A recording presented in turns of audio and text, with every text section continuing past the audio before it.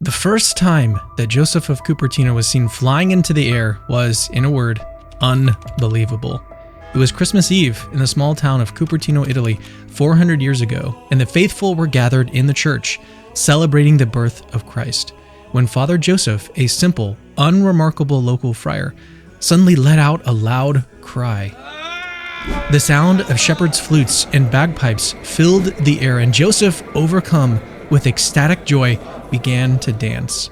But then, with a yell, and right before the astonished eyes of the congregation, he suddenly soared into the air, not just a few inches, but a full 40 feet, straight to the high altar.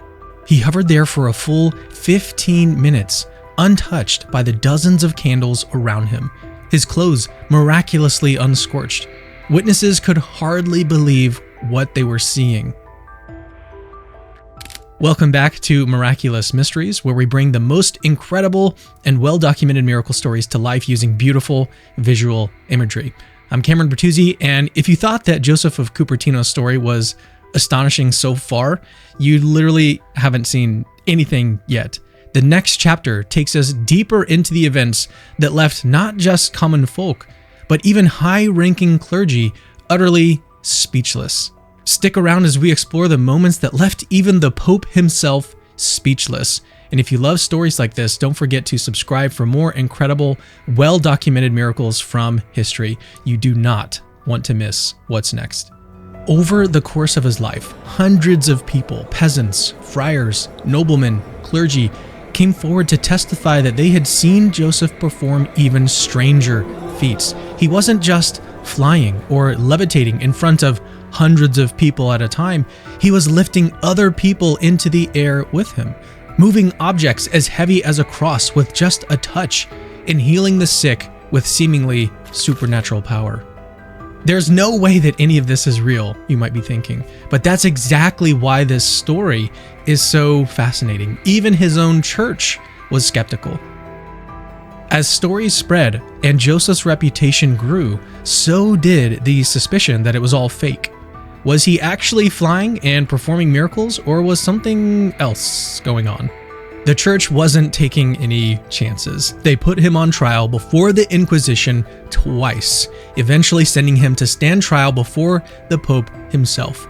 And what happened next left the Vatican stunned. So let's take a step back for a second. Levitation kind of sounds like something straight out of a movie, right? Actually, no. For centuries, it's been seen as a sign of divine favor in religious circles. And unlike most other miraculous accounts, the case of Joseph of Cupertino is one of the most thoroughly documented miraculous accounts in all recorded history.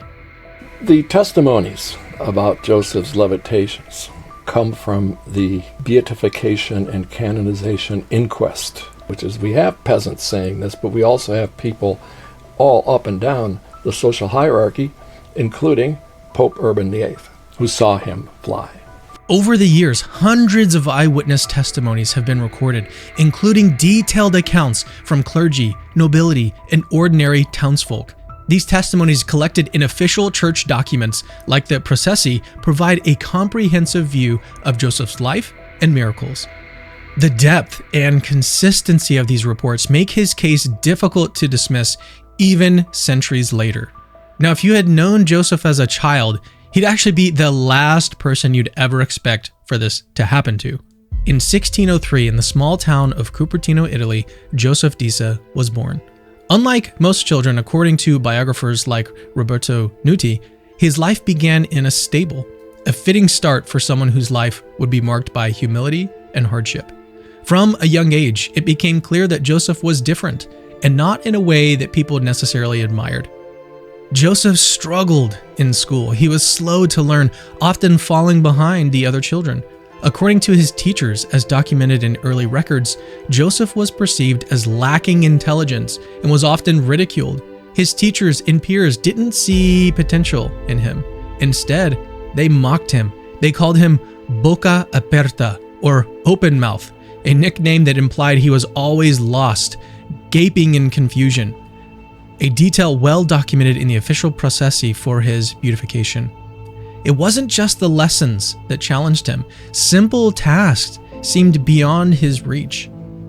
It's actually crazy that for someone who would one day leave the Pope speechless, ridicule became his constant companion. At 17, Joseph sought refuge in the church, hoping to find his place in the Capuchin order, as documented in the records of the Capuchin monastery. Perhaps here, in a life dedicated to God, he could escape the harsh judgments of the outside world. But Joseph's clumsiness didn't fade away. In fact, it became even more noticeable in the disciplined environment of the monastery. His frequent mistakes and strange behavior, often falling into trance-like states, became way too much for the monks to handle. These trance-like states, later understood as religious ecstasies, were recorded as part of his behavior during his time in the Capuchin order, and were a primary reason for his dismissal according to monastery records. After just 8 months, the decision was made. Joseph was expelled from the Capuchin order, highlighting his inability to perform basic tasks and his constant ecstatic episodes. His hopes of finding peace and purpose were shattered, and once again, he found himself on the outside looking in. Yet what appeared to be tragedy would become a gateway into one of the most incredible and well-documented miracles in human history. In only a few short years, Joseph would go from a failure to a flying friar. After his crushing expulsion from the Capuchin order, Joseph found himself back in the very place he tried to escape, his hometown of Cupertino, Italy. With few options left and the weight of failure heavy on his shoulders, he sought solace in the one place that had always offered him refuge, the church. But this time it wasn't by his own doing that the doors of another monastery opened for him. His uncle, a Franciscan friar, took pity on Joseph and managed to secure him a place within the Franciscan order in Cupertino. Joseph's early days at the Franciscan monastery were a far cry from the spiritual heights, no pun intended, that he would later achieve. His role was humble, sweeping floors, washing dishes, and performing other menial tasks that required very little skill. For most, these tasks might have been a source of frustration or a reminder of their lowly status. But for Joseph, it was different. Perhaps it was because of his past experiences of failure or his natural inclination toward humility, but Joseph embraced his duties with a quiet determination. In the silence of his work, his devotion deepened. Over time, Joseph's frequent states of religious ecstasy began to reemerge, but unlike before, when these trances had caused him trouble and alienation, this time they seemed to mark him as someone set apart for something greater. His fellow friars started to notice his intense devotion, and while his ecstatic states might have once been seen as a hindrance, they now began to inspire a certain reverence. Joseph's perseverance in the face of adversity was absolutely undeniable, and despite his humble position, his spiritual depth could no longer be ignored. In 1628, despite his earlier failures and the long road that he had traveled, Joseph was ordained as a deacon and, soon after, as he had so longed for, as a priest. For someone who had once been dismissed as incompetent and unworthy, this was nothing short of miraculous. His ordination marked a new chapter in his life, one that defied natural explanation. In 1630, 2 years after his ordination, Joseph of Cupertino experienced the first of what would become many miraculous events that would astound both the faithful and the skeptical. It was the feast day of St. Francis of Assisi, a great day of importance for the Franciscans. The air was filled with the sound of prayers and hymns as the townspeople gathered for the outdoor procession, a tradition deeply rooted in the Franciscan community. Joseph, caught up in the seriousness of the occasion, entered a deep state of religious ecstasy, a state that had become more frequent since his ordination, as noted by his fellow friars. As the procession moved forward, something extraordinary happened. Without warning, Joseph let out a cry, a sound that startled everyone around him. And then, right before the eyes of the astonished crowd, he began to rise. Not just a small hop or a stumble, but a slow, steady ascent into the air. Witnesses, including clergy and townspeople, watched in shock as Joseph hovered several feet above the ground, suspended as if by invisible hands. He remained there unmoving, lost in a heavenly gaze, until the crowd below was frozen in a mix of awe and terror. Imagine seeing someone that you know personally suddenly start floating into the air above the crowd. Like, how would you react? For several minutes, Joseph remained in the air, his face serene and detached from the earthly scene below. The townspeople, many of whom had known Joseph all of his life, couldn't believe what they were seeing. Was this a sign from God? Or was this something else entirely? The tension was palpable, and as Joseph slowly descended back to the ground, the crowd erupted into whispers. What in the world had just happened? As rumors of a miracle began to spread, doubt crept in as well. Was it possible that what they had seen was a trick, an illusion? A few skeptical voices suggested that Joseph might have somehow faked the entire thing. After all, how could a man simply float into the air? This initial levitation and the doubts that followed documented in the official processes for his beatification would haunt Joseph throughout his life. Considering the religious and scientific understanding of the 17th century, how were claims of the miraculous, events like this received by his contemporaries? So, was there a significant level of skepticism, or were such phenomena readily accepted by the public and the church? We can't quantify it, of course, because we don't have figures. But it's clear from the story of Joseph's life that he attracted a lot of attention, and many people were very eager to see him up in the air. And actually, thousands of people would flock to wherever he was to see him. So there's a certain level of credibility, which is manifested in the number of people that wanted to see him. The amount of suspicion or skepticism is a little harder to gauge. Of course, there was some. There had to be. But I could not find any kind of print propaganda campaign trying to debunk Joseph or trying to debunk any other specific Catholic saint who might have levitated. However, there's plenty of Protestant literature that, without necessarily mentioning anyone's name, denies the possibility of any of this ever happening or assigning it all to the devil. And here's where things start to get even more interesting. This was not a one-time occurrence.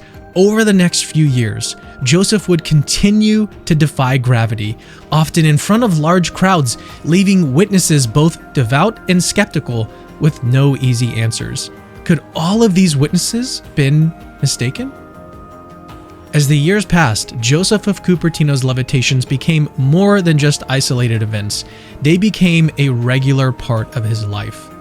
Joseph's levitations occurred in a variety of settings, consistently astonishing witnesses. During an outdoor procession, he was seen rising to a large cross, remaining there in ecstasy, a moment documented in both Pastrovicci's and Bernini's biographies. At a Christmas service, Joseph famously flew from the middle of the church to the high altar, as extensively detailed in Pastrovicci's writings. Another account recorded in the official processes describes Joseph letting out a loud cry before soaring into the air and landing atop a statue, witnessed by friars and townspeople. During Mass, he was observed hovering above the ground for several minutes, with astonished clergy and nobility later providing testimonies in the beatification records. One of the most memorable examples allegedly occurred before a Protestant duke, Johann Friedrich, who was the mentor and teacher of the well-known 17th century philosopher Gottfried Leibniz. Friedrich would be left in awe after seeing Joseph flying backwards during Mass.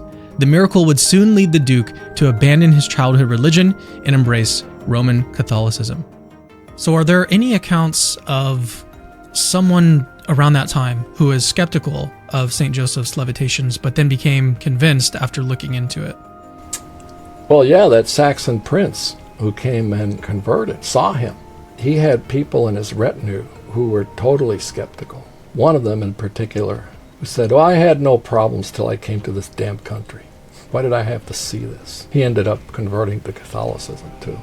Joseph's outdoor levitations were equally remarkable, if not more so. In one instance, after hearing a priest mention heaven, he flew into an olive tree and knelt on a branch as if weightless, a moment noted in Pastrovicci's works. During a religious celebration, he was seen flying above the heads of Spanish military leaders, as documented by Bernini and Provenzala. Many 16th and 17th century saints levitate, but some levitate frequently. And the phenomena that are displayed physically are very similar among all of these. Words of these events spread quickly, as you might imagine, drawing people from near and far who were eager to witness the miraculous friar for themselves. Pilgrims, peasants, and nobility alike flocked to the churches where Joseph was known to serve. The sight of him levitating during the blessing of the Eucharist or soaring above the altar during a religious procession became almost commonplace, yet it never failed to inspire awe or provoke questions. Testimonies from all walks of life, including clergy, noblemen, and even military leaders, are preserved in documents such as the biographies by Bernini and Pastrovici, which recount these events in detail. As this narrative continues, you might be thinking that there's no way that any of these stories are true. They've just got to be made up. But here's the thing. These events weren't just witnessed by a few devout followers desperate for some miracle. The testimonies come from hundreds of people over the span of decades from all walks of life. Could any of the levitations of St. Joseph be attributed to these sort of, fakeries or magic? I guess some of his levitations could, the ones that are very slight and hardly off the ground. It's the extreme ones that cannot be explained away because they just don't have the technology. Present-day illusionists, David Blaine, Copperfield, Chris Angel, they have the same wires that Broadway plays use to have people fly on stage. So I remember in the 1960s they televised the Broadway musical Peter Pan, and people were flying all over the stage. I was only like 10 years old, and I thought, oh God, how do they do this? So if they had had the equipment, nice, very, very nice, but very safe, thin cables, which they did not have, and pulleys of all sorts that would have to be visible, especially outdoor levitations, and Joseph had many. Outdoor levitations, much harder to fake. And for instance, one of the fraudsters who was actually condemned by the church was a nun who confessed that her levitations were all of them were purely staged, but going several feet off the ground, outdoors, or, as in the case of Joseph, moving forwards, basically flying, and backwards. Very hard to fake. It's another reason I chose to study him, because he's off the register in so many ways. And part of being off the register is these extreme levitations of his. I think any historian of science would have a hard time coming up with what kind of equipment would have been necessary for this, and would it be available in the 1600s. So let's consider the facts here. The accounts of Joseph's levitations aren't limited to one place or time. They come from peasants, yes, but also from friars, from noblemen, from military leaders, and even members of the clergy. In fact, Joseph's beatification process included testimonies from priests, shepherds, and high-ranking officials like the Admiral of Castile, all of whom described witnessing his levitations firsthand. We're talking about educated individuals who are well respected in their communities, and it wasn't just inside the church walls.